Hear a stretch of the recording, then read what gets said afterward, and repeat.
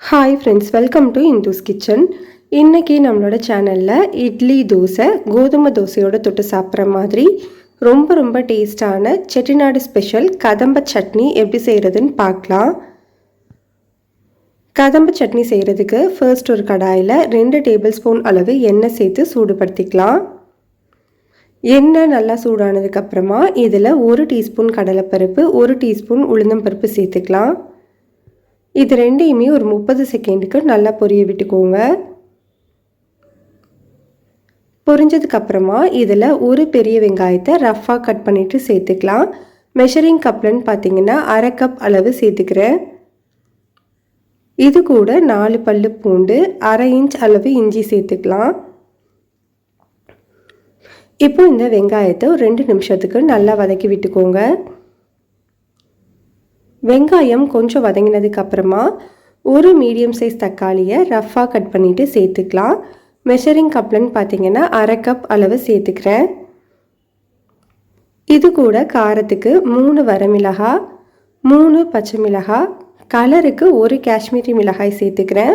உங்களோட காரத்துக்கு ஏற்ற மாதிரி மிளகாயோட அளவை அட்ஜஸ்ட் பண்ணிக்கோங்க.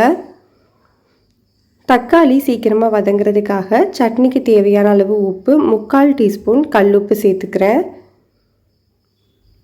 இந்த தக்காளி நல்லா மசிகிற வரைக்கும் வதக்கி விட்டுக்கோங்க.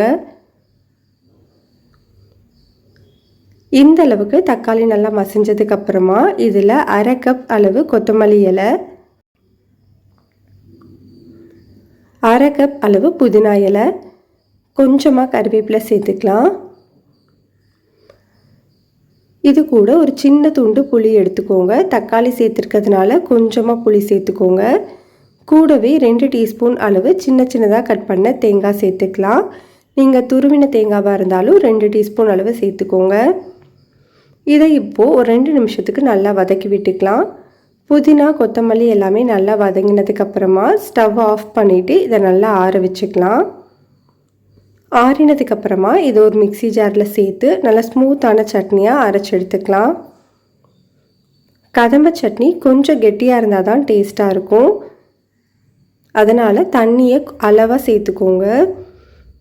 சட்னி தாளிக்கிறதுக்கு ஒரு பேனில் 2 டீஸ்பூன் எண்ணெய் சூடுபடுத்திட்டு 1/2 டீஸ்பூன் உளுந்தம்பருப்பு, 1/2 டீஸ்பூன் கடுகு சேர்த்து தாளிச்சிட்டு சட்னியில் சேர்த்துக்கலாம்.